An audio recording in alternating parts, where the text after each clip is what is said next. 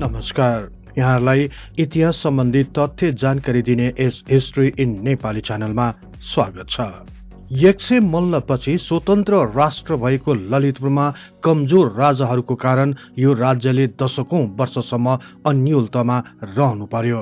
यही मौकाको फाइदा उठाए यहाँका काजीहरूले। विशेष गरी 6 प्रधान काजीहरूले ललितपुरलाई आफ्नो अनुसार चलाउन जुनसुकै कदम चाल्न पनि पछि परेनन्। यस प्रकार उपत्यका भित्रको राज्यहरूमा एकता हुन सकेन। अन्ततः गोर्खाका राजा पृथ्वी नारायण शाहले नेपाल उपत्यका माथि आक्रमण गरी आफ्नो अधीनमा राख्न सफल भए। ललितपुर अर्थात पाटन राज्यमा विशेष गरी 6 जना शक्तिशाली काजीहरूको हाली मुहालीको यो काण्डलाई नै 6 प्रधानहरूको काण्ड पनि भनिन्छ। आजको यस कार्यक्रममा यही 6 प्रधानहरूको काण्डको विषयलाई उजागर गर्ने प्रयत्न गरेका छौं। आजको यो विशेष कार्यक्रमलाई यस च्यानलका शुभेच्छुक तथा नियमित दर्शक जेट ट्याग र सञ्जीव प्रधान ज्यूले अनुरोध गरी पठाउनु भएको छ। उहाँको अनुरोधलाई स्वीकार गर्दै यो कार्यक्रम तयार गरिएको छ। विश्वास छ सदाझै यस कार्यक्रमलाई पनि उत्तिकै मन पराइदिनुहुनेछ। आउनुहोस् नेपाल तथा विश्व इतिहासको बारे तथ्य तथा प्रामाणिक जानकारी दिने उद्देश्यका साथ इतिहासका विद्यार्थीहरूद्वारा निर्मित यस कार्यक्रमलाई मन पराई लाइक, शेयर र सब्स्क्राइब गरिदिनु हुन अनुरोध गर्दै म कार्यक्रम प्रस्तोता सार्थक नेपाल यहाँलाई हार्दिक स्वागत गर्दछु।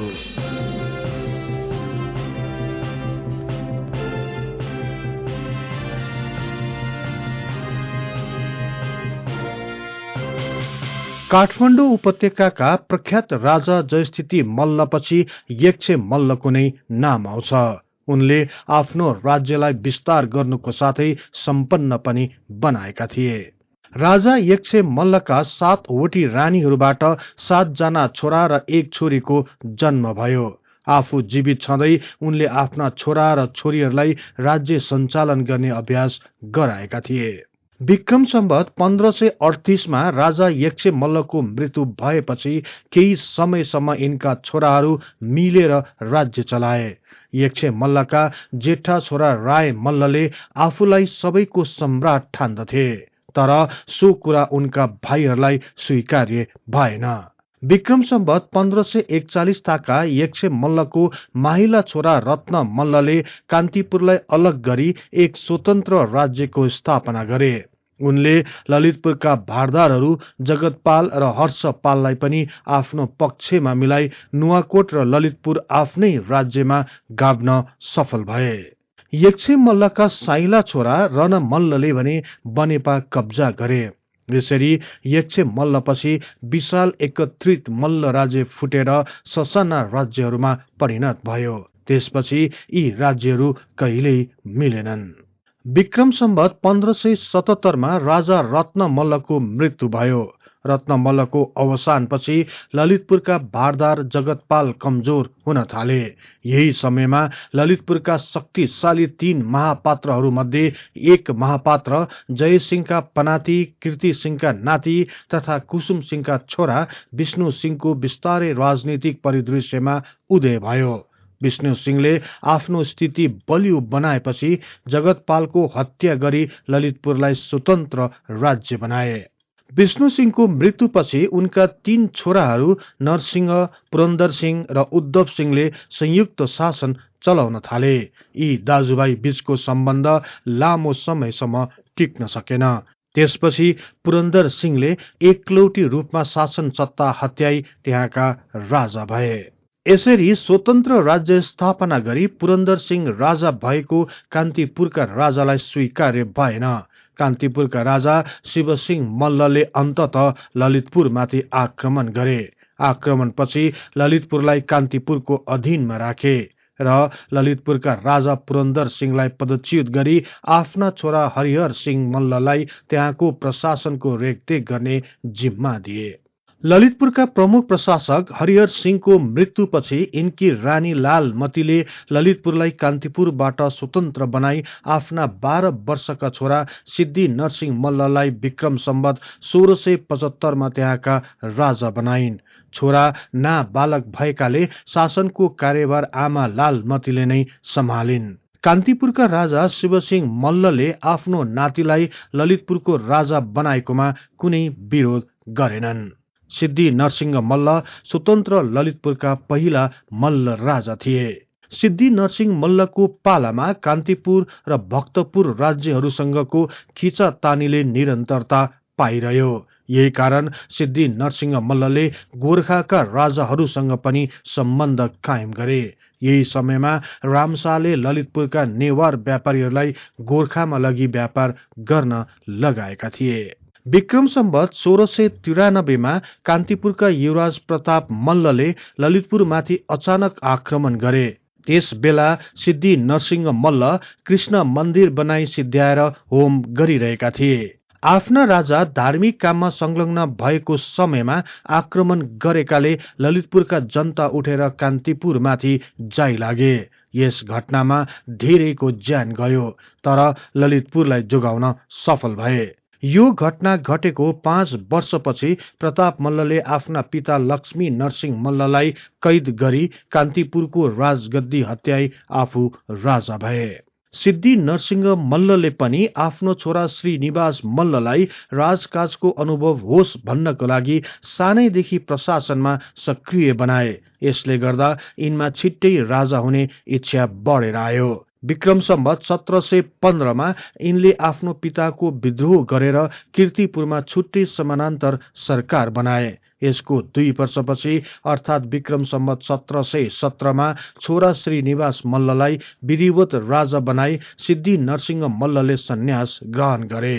यसरी राजगद्दी त्यागेको 50 वर्षपछि 104 वर्षको उमेरमा काशीको भगीरथी गंगा तटमा सिद्धि नरसिंह मल्लको देहान्त भयो।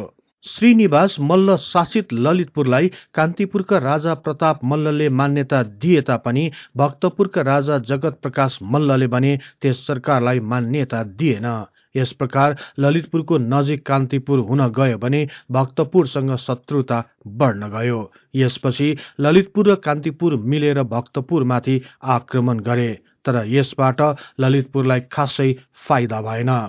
श्रीनिवास मल्लले कान्तिपुरका राजा प्रताप मल्ल ललितपुर प्रति कुत्सित अभिलाषा भएको थाहा पाएपछि उनी भक्तपुरसँग मिल्न गए।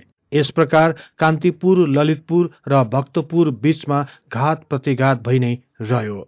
श्रीनिवास मल्लको शासनकालमा ललितपुरका तत्कालीन मुख्यमन्त्री तथा चौतारा भगीरथ भैयाको प्रभावशाली भूमिका प्रति छोरा योग नरेन्द्र मल्लको आपत्ति थियो। यही विषयमा आफ्ना बुबा श्रीनिवास मल्लसँग विद्रोह गरी राजभवन त्याग गरी बाहिर बस्न गए।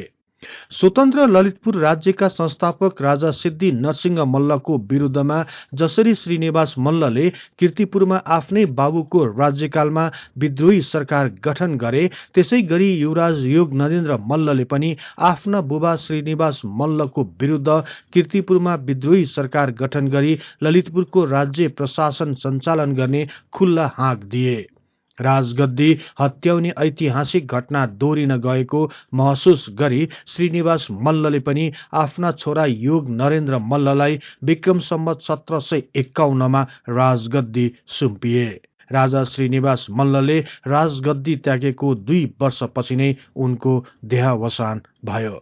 योग नरेन्द्र मल्ल राजा हुँदा उनी केवल 17 वर्षका मात्रै थिए। त्यसैले पनि उनी राजनीतिमा अपरिपक्व थिए। उनले आफ्ना पिताले सुदृढ बनाएका वैदेशिक सम्बन्धलाई तोडिदिए। आफ्ना छिमेकी राष्ट्रहरू कान्तिपुर र भक्तपुरसँग पनि त्यति राम्रो सम्बन्ध बन्न सकेन। यसका साथै उनका पिता श्रीनिवास मल्लका अत्यन्त विश्वासपात्र तथा सहयोगी भगीरथलाई उनी राजा भएको 7 महिनापछि नै चौतारा पदबाट हटाई उनलाई रानीहरूसँग शिष्टाचार नपुर्याएको आरोप लगाएर उनको हत्या गरियो। तर पनि योग नरेन्द्रले राम्ररी शासन भने चलाउन पाएनन्। भक्तपुर राज्यले अन्य राज्यसँग मिली आफूलाई जबरजस्ती ताम्रपत्रमा सही गर्न लगाएपछि र 40,000 रुपियाँ असुल गराउने निर्णय गर्दै कान्तिपुर राज्यसँग साँठगाँठ गर्न थालेपछि राजा योग नरेन्द्र मल्ल भक्तपुरसँग खुब रिसाए। यही झोकमा विक्रम सम्वत 1762 मा यिनले भक्तपुरको ओभु किल्लामाथि आक्रमण गरे। किल्ला तोड्न नसक्दा यिनी दशैंभरि चाँगुमा बसेर आफ्ना फौजको हौसला बढाइरहे। यस्तैमा शत्रुका गुप्तचरले तमाखुमा विष हालेर यिनको हत्या गरिदिए। यस विषयमा अन्य इतिहासकारहरूको भिन्न तर्क भए तापनि योग नरेन्द्र मल्लको अल्पायुमै अकाल मृत्यु भएको थियो भन्ने कुरामा भने एक मत छन्। योग नरेन्द्र मल्लका 24 जना ल्याइते गरी 33 जना रानीहरू उनीसँगै सती गए भने अन्य 10 जना रानीहरू भने सती गएनन्। यिनका 2 जना छोरा छोरी मात्र रहेका थिए। यिनको मृत्युपछि ललितपुरले राजगद्दीको लागि कुनै वैधानिक पुत्र पाउन सकेन। ललितपुर राजनैतिक संकटमा नराम्ररी जाकिन पुग्यो। विभिन्न काजीहरूले देशलाई हाँक्न थाले, आफ्ना विरोधीहरूलाई थुन्न र मार्न सुरु गरे। यस प्रकार काजीहरूले एक अत्यन्त निरंकुश प्रकारले शासन आफ्नो हातमा लिएर चलाउन थाले। यसपछि योग नरेन्द्र मल्लकी छोरी योगमतीले राजनीतिक सूझबुझ र कुशलतापूर्वक आफ्ना 7 वर्षका छोरा लोक प्रकाश मल्ललाई ललितपुरको राजगद्दीमा राखेर राज्य चलाउन थालिन्। राजा भएको 1 वर्ष पनि नपुग्दै लोक प्रकाश मल्लको विफरको रोग लागि मृत्यु भयो। त्यसपछि योग नरेन्द्र मल्लका भान्जा इन्द्र मल्ल राजा भए। इन्द्र मल्लको पनि विक्रम सम्वत 1766 मा मृत्यु भएकाले योग नरेन्द्र मल्लका ल्याइतेपट्टिका छोरा महेन्द्र मल्ललाई राजा बनाइयो। महेन्द्र मल्लसँग यिनकी आमा राजेश्वरी देवी पनि ललितपुर आइन्। राजेश्वरी देवी र योगमती बीचको सम्बन्ध तिक्ततामा परिणत हुन गई राजेश्वर देवीले योगमतीलाई कैद गरिन्। योगमती पक्षका भारदारहरू ज्यान जोगाउन भागे। उपत्यकावासीले मठ्या व्यक्तिलाई राजगद्दीमा राख्न चाहँदैन थिए। यसपछि विक्रम सम्वत 1765 भाद्र 9 गतेका दिन योगमतीका समर्थकहरूले राजदरबारमा हमला गरी योगमतीलाई कैद मुक्त गरी राजेश्वरी देवीलाई पक्रेर थुने। यस प्रकार ललितपुरमा तनावको स्थिति सृजना भयो। यस्तैमा विक्रम सम्वत 1771 मा महेन्द्र मल्लको पनि शीतलाको बिमारबाट मृत्यु भयो। महेन्द्र मल्लको मृत्युपछि योग नरेन्द्र मल्लका अर्का भानिज रिद्धि नरसिंह मल्ल राजा भए। यिनले पनि यहाँ भइरहेको षड्यन्त्रको जालोलाई तोड्न सकेनन्। यही भूमिमा परि राजा भएको 3 वर्षपछि उनको पनि मृत्यु भयो। यसपछि भने पाटनको राजवंशको कडी नै पुरै मासियो। यसरी अस्थिरताले जरो गाडेको ललितपुरमा पाटनको राजवंशपछि कान्तिपुरका राजा भूपालेन्द्र मल्लका छोरा भास्कर मल्ललाई ललितपुरका राजा बनाइयो। विक्रम सम्वत 1779 मा उनको मृत्युपछि योगमतीका भान्जी दिदीका छोरा योग प्रकाश मल्लले पाटनको गद्दी पाए।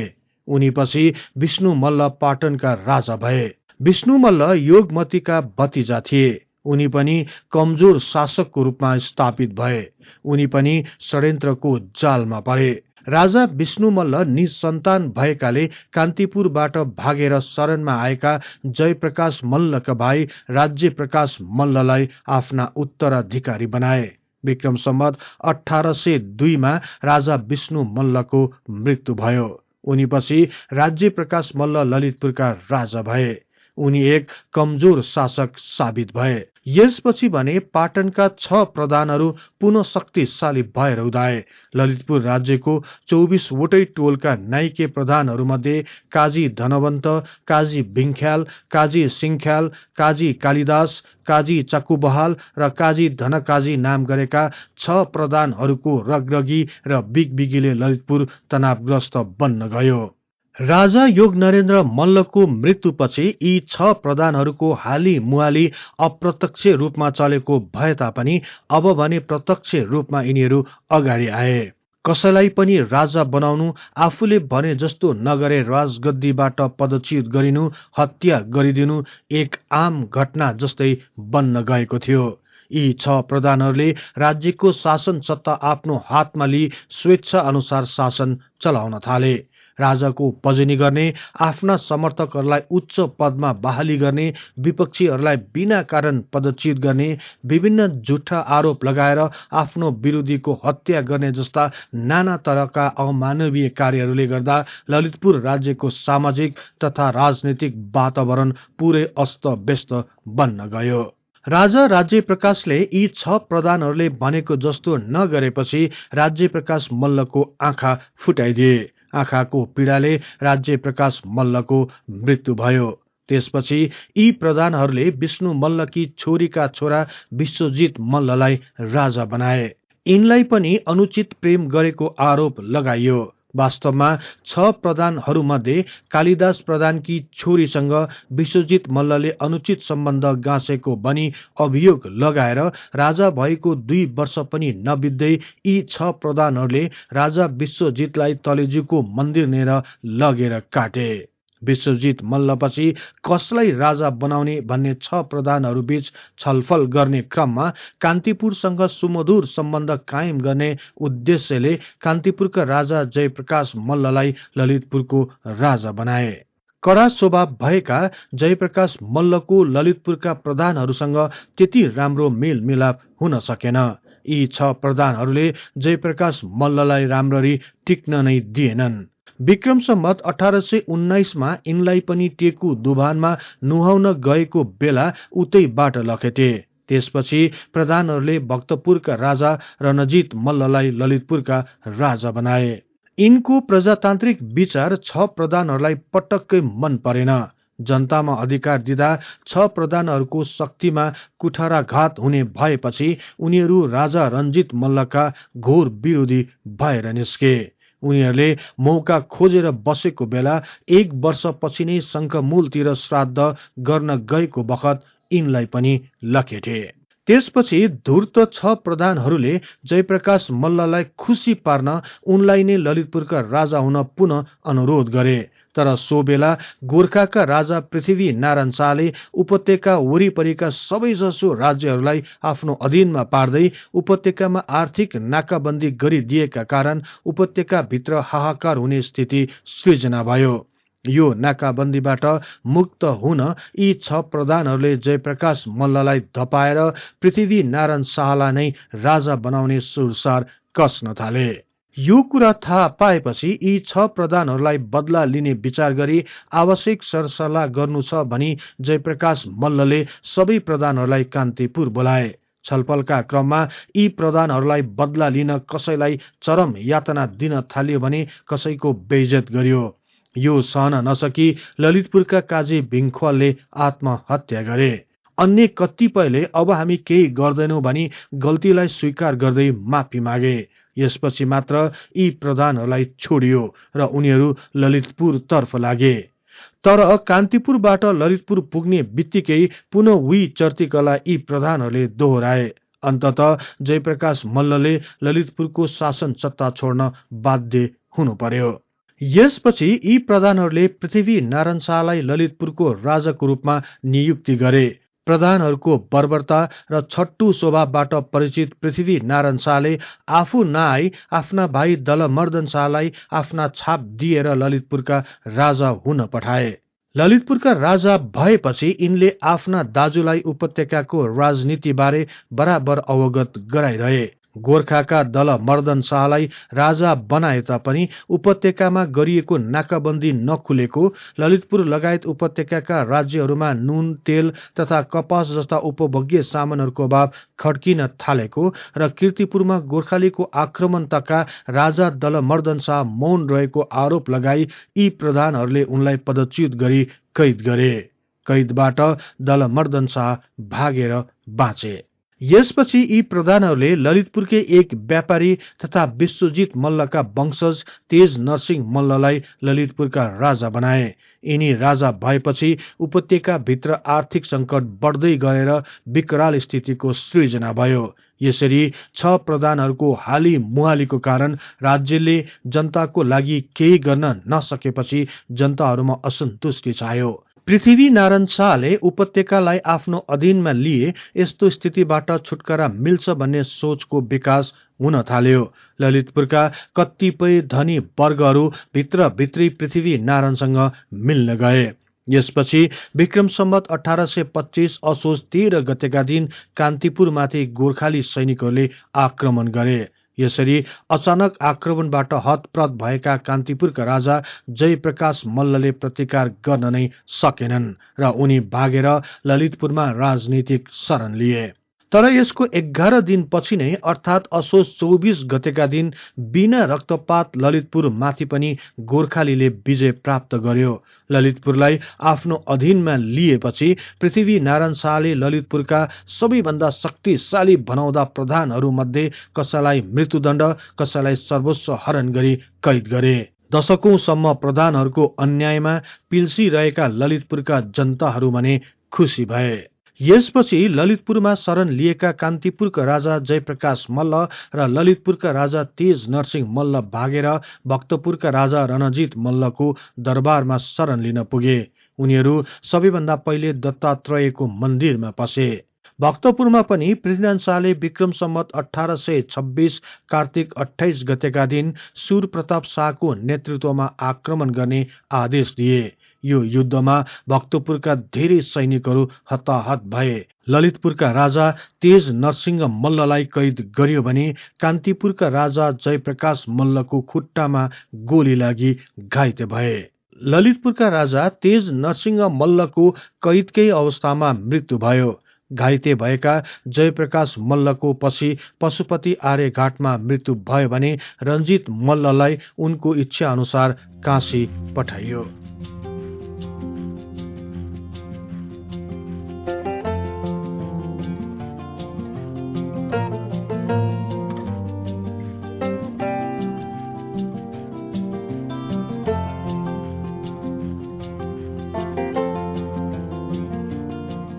यो कार्यक्रम यहाँहरूलाई कस्तो लाग्यो कृपया कमेन्ट बक्समा लेखी पठाउनुहोला। यस्तै रोचक तथा तथ्य इतिहासको लागि हिस्ट्री इन नेपाली च्यानललाई सदैव सम्झनुहोस्। इतिहासको कुनै पनि कालखण्डबारे तपाईँलाई सुन्न र बुझ्न चाहना राख्नु भएको छ भने तल रहेको कमेन्ट बक्समा उल्लेख गर्नुहोस्। हामी सो बारे प्राथमिकताका साथ कार्यक्रम बनाउने नै छौं। जाँदा जाँदै यस च्यानललाई लाइक, शेयर र सब्स्क्राइब गर्दै बेल आइकनमा क्लिक गरी हाम्रो यो तथ्य इतिहासको बारे ज्ञान प्रसार गर्ने लक्ष्यलाई साथ दिनुहोस् भन्दै अर्को कार्यक्रममा फेरि भेट्ने बाचा गर्दै म सार्थक नेपाल बिदा हुन्छु। हवस् त, नमस्कार।